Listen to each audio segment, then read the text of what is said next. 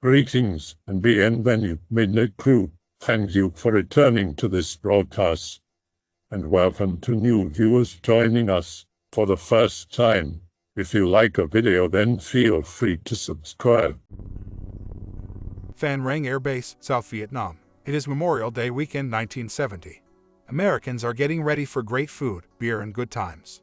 But for those of us in Vietnam, there were no long weekends of relaxation like our friends and families back home.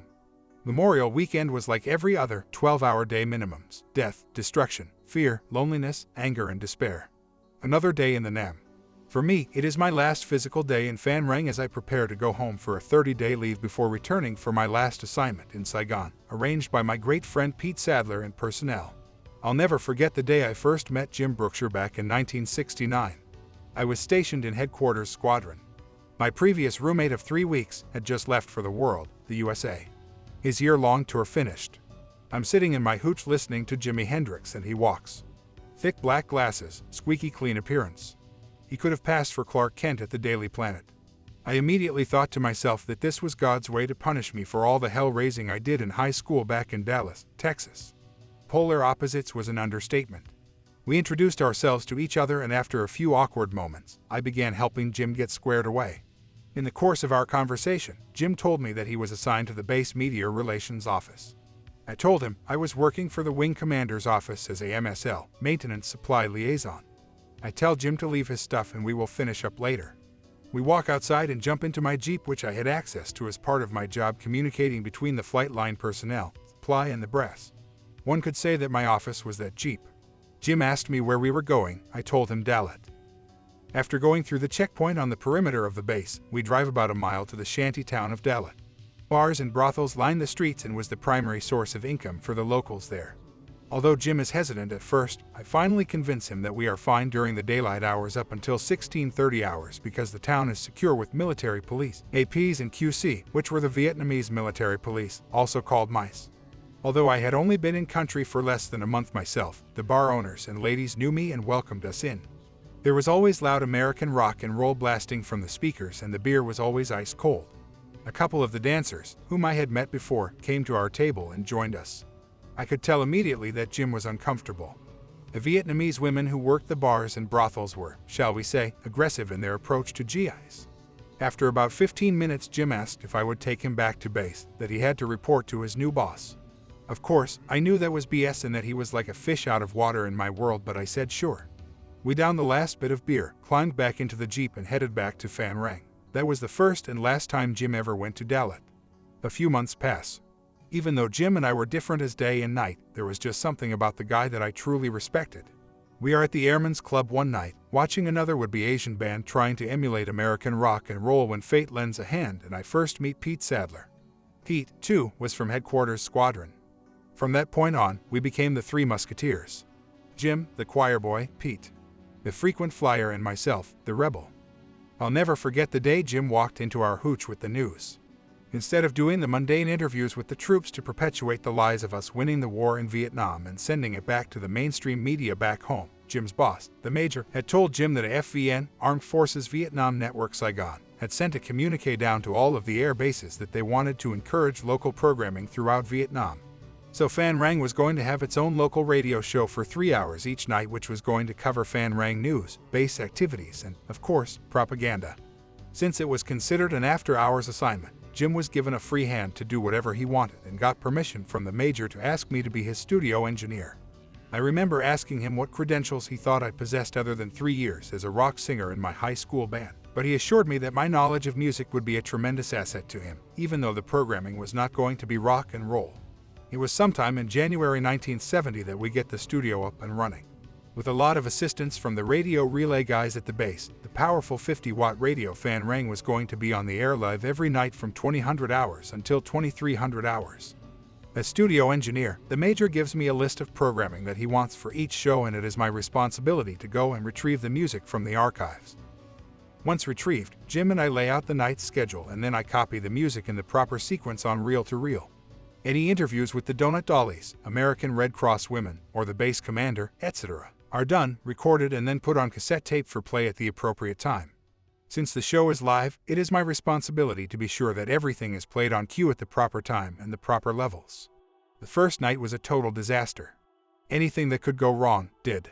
The Major was absolutely furious with me and wanted to fire me on the spot. But Jim stood his ground, told the Major that he had faith in me, and assured the Major that it was simply first night jitters. Of course, once the Major left, Jim told me if I screwed up again I was gone because there was no way he could save me a second time. Fortunately for Jim, and myself too, I was a fast learner. The show became extremely popular. Although the Fifth Dimension, Dionne Warwick, Glenn Campbell and similar artists were not what the troops really wanted to hear, they enjoyed the banter that eventually grew between Jim and myself, as well as the occasional comedy bit that the Major allowed me to do under his constant censorship. As each show passed, my comfort level, confidence and love of being on air increased also. It is May 1970. Because I didn't really want to go back to the States, I had convinced Pete Sadler to get both he and I an assignment to Tan Son Nhut, Saigon, for another tour of duty. I had already served one tour at Cam Ranh Bay from 1968 to 69 prior to arriving at Phan Rang.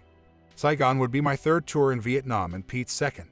Serving multiple tours in Vietnam was a walk in the park, as the military put a priority on experienced war zone personnel staying in Vietnam. If memory serves, Pete left for home for his leave a week before me, and the last few days of my Phan Rang days were just Jim and myself. You get real close to fellow soldiers that you serve with. It's hard to put into words, really. There is a common bond, an invisible connection that goes above and beyond those made in the real world back home. Maybe it is because you share a peril of life and death on a daily basis, I don't know. I think although there are similarities amongst all soldiers, there are numerous unique situations and friendships too.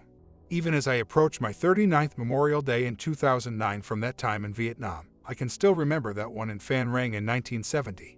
It is as vivid and clear in my mind and memories as if it was yesterday. This day, like all others preceding it, was normal for Jim and I. We had breakfast at the Chow Hall. He went to his office. I climbed into my Jeep and went to mine. We normally met at the Chow Hall around 7 p.m. for dinner, where we would go over last-minute things for the show. As it was going to be my last one before catching a hop the next morning to Cam Ranh Bay for the Freedom Bird back to Dallas for my 30-day leave, Jim and I wanted this to be a very special show. Even the Major, who was scheduled to leave himself a day or two after me, had become somewhat nostalgic about what we had accomplished in the 5 months of radio Phan Rang. I always got pumped up for a show. My adrenaline would surge and I was bouncing off the walls, ready to get to it. It seemed like forever before the show started.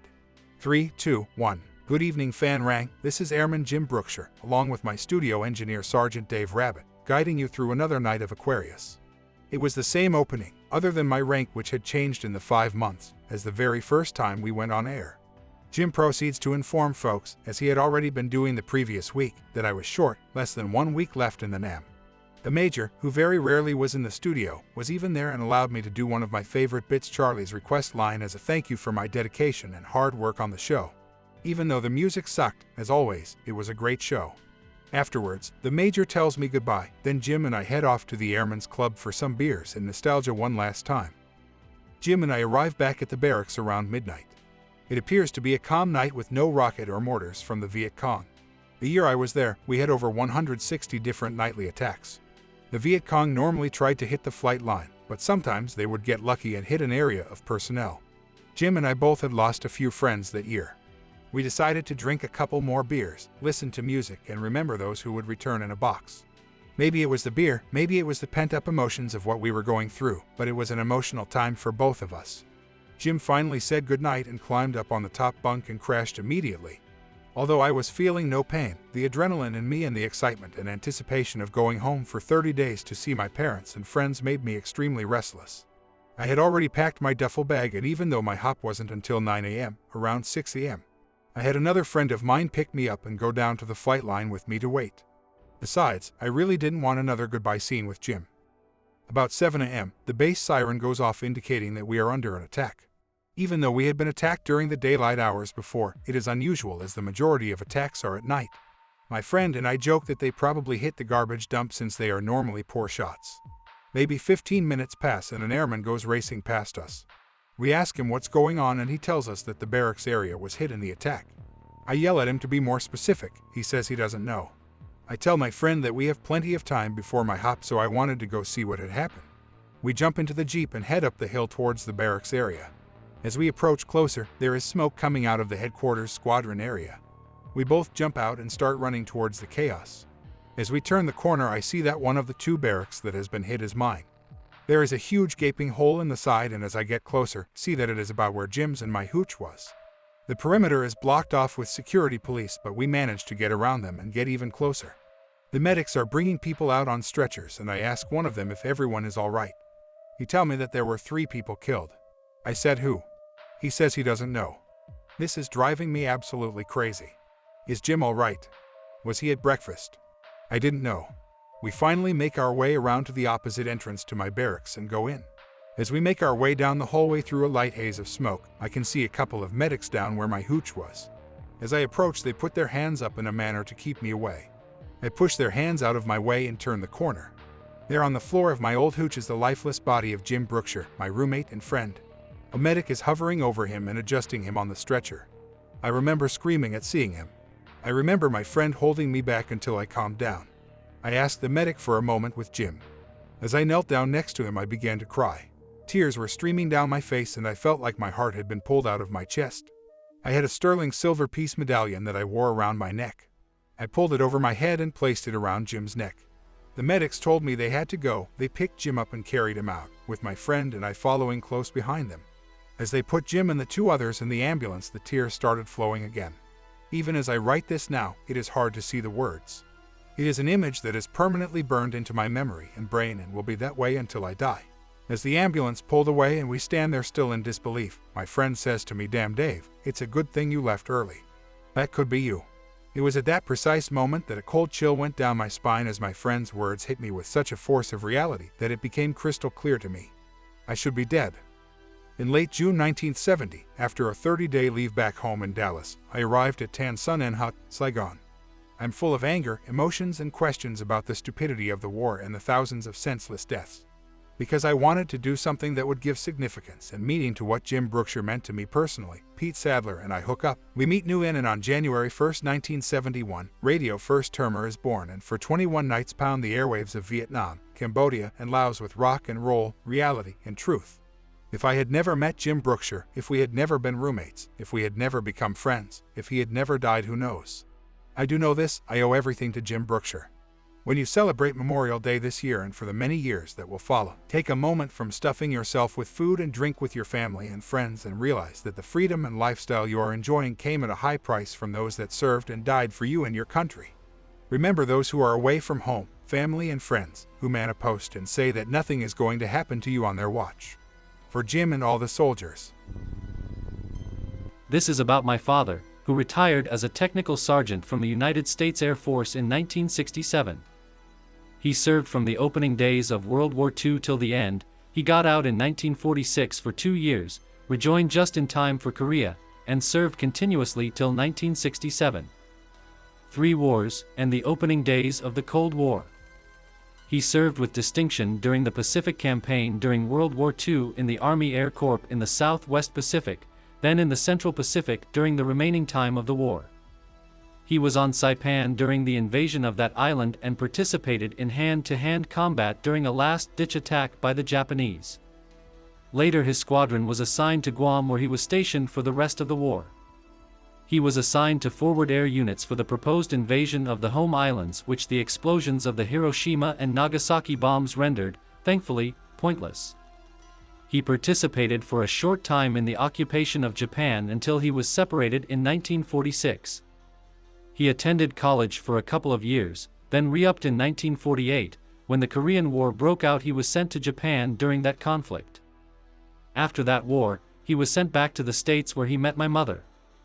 Just enough time to basically get married, then off to Europe, where he spent several years. In 1959 he was amongst the first U.S. servicemen sent to the Republic of Vietnam as an advisor to their military. He has nothing but affection for the Vietnamese people. I've never heard him say anything negative about his time in the country. In the 1960s he was sent to Europe again, where I was born in 1963. It was just shortly thereafter that he was assigned to Minot Air Force Base, where he spent the remaining years of his Air Force career. To this day he suffers assorted post-traumatic issues that affect him greatly, though he'd never acknowledge it. I remember clearly the day he decided that he'd had enough. Although I was only 4, we were walking down the street in the base housing area, and a car backfired, and my dad was diving for cover. Not too long after that he took his retirement. At 83, he's not as mobile as he once was, hard of hearing due in large part to exposure to explosions and jet engines without proper protection. Some nerve disorders that cause involuntary muscle movement. He has never once complained about these service-related ailments, though his opinion of the VA isn't all that great. He, along with his brothers, and brother-in-laws, and all my sibs and most of my cousins have served in various branches of the military with honor and distinction. I did not, as I, according to the military docs, have too many physical issues. A little too blind and a little too deaf to be of use. But, along with my mother and aunts, I waited anxiously when my sibs and cousins were possibly in harm's way in various places in the world. There's a trite, yet true, expression that goes like this: they, too, serve who sit and wait. I can't compare what my grandmother and mother must have gone through, with the short-term worry I went through when my brother answered his nation's call. He was gone a year and a few, my father and his brothers, and my mother's brothers were gone for years. I've had issues with my father. I suppose all sons do at some point, and God knows my sisters have all had issues at varying points in time. He wasn't perfect, but he's my dad, and his service to his country and the price he's paid in body, mind, and perhaps soul were, and are, indeed steep. I have nothing but respect and love for him, and for all the military past, current, and even future who have served our nation. Peace to those whose service is done. Safety to those who are and will be serving. Above all, my respect and thanks. This really made me cry in a way I cannot even put into words. I may only be in my 20s, but the Vietnam War has intensely affected my life. My father was in the war, and I feel as if that war stole him from me and robbed me of my father. Things were decent when I was young. He was a good dad from what I could understand. Then when 9/11 happened, everything changed. The memories that were lost in the face of everyday normal life were ripped to the surface. He started to get depressed, use drugs, and just be mean and cruel. I didn't even care what he did to me. That didn't bother me. I just couldn't handle him being so mean and thoughtless towards my mother. I see my mother just as much a hero of the war as any vet, as she went through and never gave up on the battle of trying to save my father from the memories he had. She had to fight in battle for his life just as all those soldiers did. He had constant flashbacks and anger problems, putting mine, his and mother's life in danger. It's very hard at times to simply not blame him. I can't honestly say I love him, as I see some vets who live healthy, normal lives and are stable. So a lot of the times I put the blame on him. I know it's a horrible thing to do, to blame him, but I can't help it. It's just a very hard struggle to live, to see your own father do things a daughter should have to see. To never see my father do the things a daughter should see him do. He's been in and out of PSTD programs since I was about 12. I am now 23 and he is not any better, if not worse. He is now 63, soon to be 64. We did not just have immediate loss of loved ones, husbands and fathers. We also have the casualties of those who were mentally lost during those times, who only returned to be a shell of who they once were. I never knew my father. I see him every day and I will never truly know him. I know he'll never get better. I know the day he dies I probably won't cry for the loss of him, but for the fact that this thing called the Vietnam War kept me from being able to love my father, and for the relief of knowing that his mind is no longer a prisoner of the days he spent in Vietnam. My heart goes out to all the men who have suffered from this war. I wish every day that I could take those images and mental pain away somehow, some way, and make them be those young boys again that they left. To those of you who have found a way to cope and deal and live happy lives, you are such strong individuals and should be so proud of yourselves. There are many reasons for the 40-plus years of secrets on both sides. I can only speak from my perceptions of why this is, and my views are those of a combatant. We were not able to share anything with anyone except those that shared the same kind of experiences that we did. This was extremely difficult because only 1 out of 10 of those that went to Vietnam actually were involved in combat, and found it hard to trust a lot of veterans that claimed to be.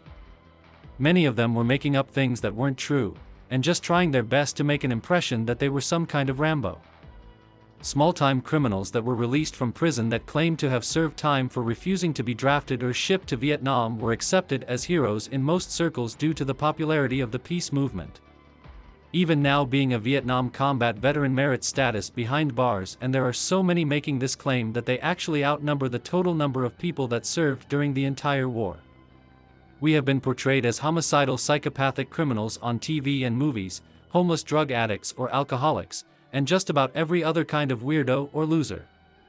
We were war babies that grew up during a period, and the veterans that fought in World War II were our parents and neighbors that were treated with respect and dignity. If they lost their cool and raised their voices, it was overlooked, as was the fact that a lot of them self-medicated with booze and tobacco.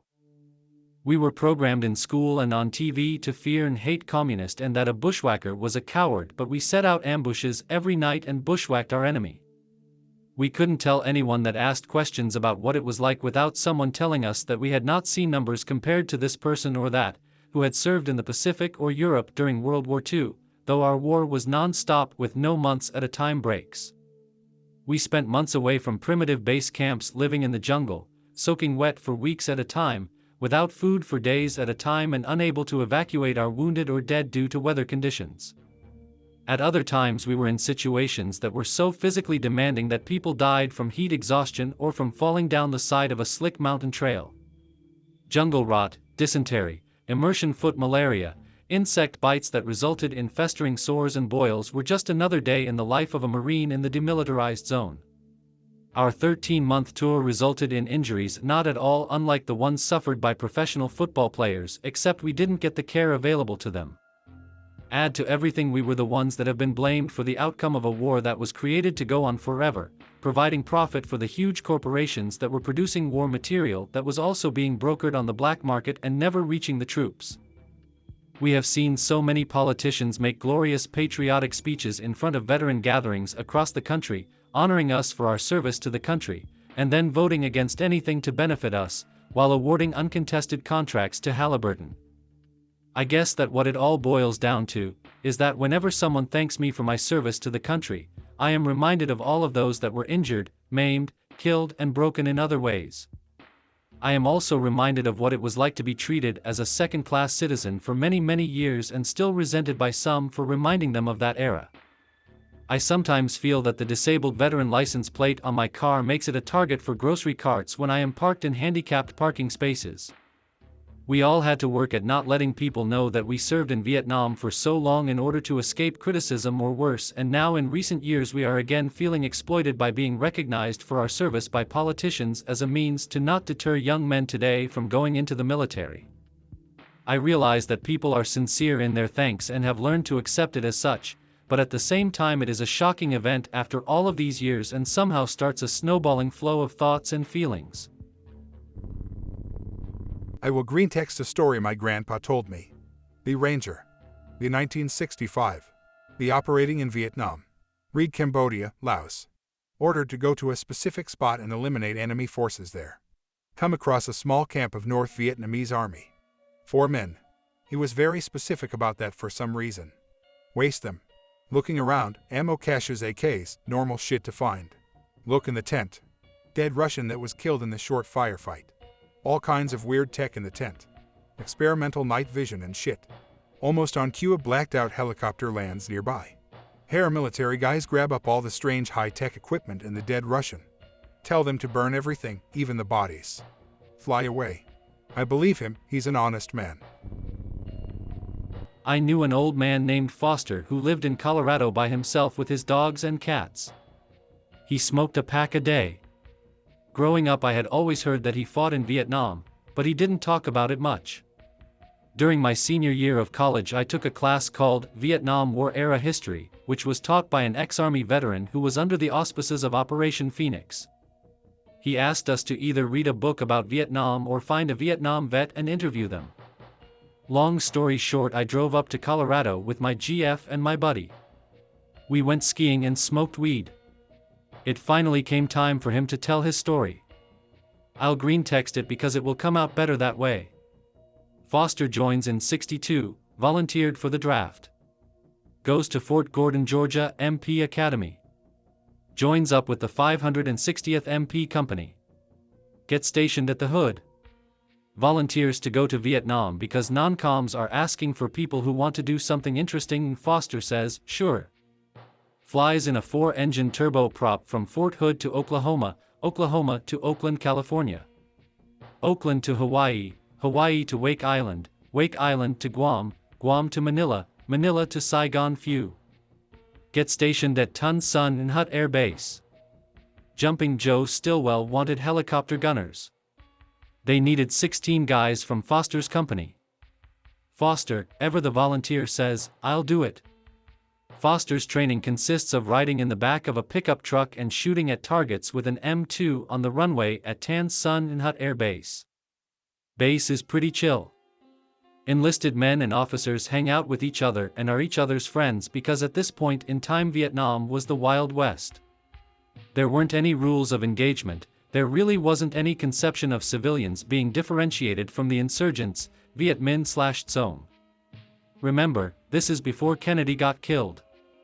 Most Americans don't even know Vietnam exists, so US forces did what they wanted. Foster iterated that the Viet Cong didn't do much to US forces when he was there because the Vietnamese hadn't yet seen the US as a threat. Regardless, Viet Cong still threw grenades into the base, but Foster never had to haul ass to the bunker to avoid rocket fire. After training, which was cursory at best, Foster was a bona fide helicopter door gunner on the Sikorsky H-19s and H-34s. Foster's crew ferried people all over the place, even up to the DMZ, and more than likely into Laos and Cambodia. At this point in the story, when Foster started talking about missions, he began to get defensive about his service. I reassured him that I did not judge him negatively and that I appreciated his service. Foster killed a lot of people. Definitely killed women and children. He said, if there was a guy with an SKS or AK spraying the side of your bird with fire, you lit up his whole block. The crew would do raids and close air support for guys on the ground, ARVN mostly. Foster would rain hellfire down on the entire country of Vietnam with impunity. Foster's officer friends were Skyraider pilots. Some of the Skyraiders had tandem seating. Foster said the Skyraider pilots would fly up and down the Mekong and blow up sampans, little wooden boats, with their 6.50 calories. The boats didn't even need to shoot at them or have evidence of being supportive of insurgents. The pilots were just told to fuck shit up. Foster said the recoil from all 6 guns was enough to stall the Skyraider. Back to door gunner. Foster got shot at with everything. Arrows, rocks, and of course bullets and RPGs. One day Foster's tooth hurt. Goes into Saigon to see French dentist, no American dentists at this point in time. Huge throng of locals blocking the street stop Foster and his jeep from continuing. In the middle of the street/intersection, Foster sees a Buddhist monk douse himself in gas and light himself on fire. Pretty much at this point Foster literally has a heart attack. He shuffles back to his trailer and Pretty much at this point Foster literally has a heart attack. He shuffles back to his trailer and popped some nitro pills to help his heart. After getting everything settled, he smokes a cigarette and comes back inside. Skyraider pilots had pet tigers on base. Foster continued doing helicopter runs until his tour ended. Goes back to the US to do stateside duty. Enlistment ends and Foster leaves the army. A few years after he left the military, some friendly gentlemen from Angola asked Foster to fight for them against commies in Africa. Foster declined and continued working as a fireman in Louisiana. Foster died a year later.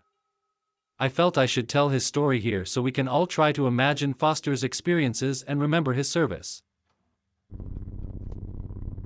I hope that you enjoyed tonight's broadcast. If you enjoyed tonight's story, then please subscribe to the channel, as more green texts will appear daily. A new broadcast will appear when the clock strikes midnight Central Time.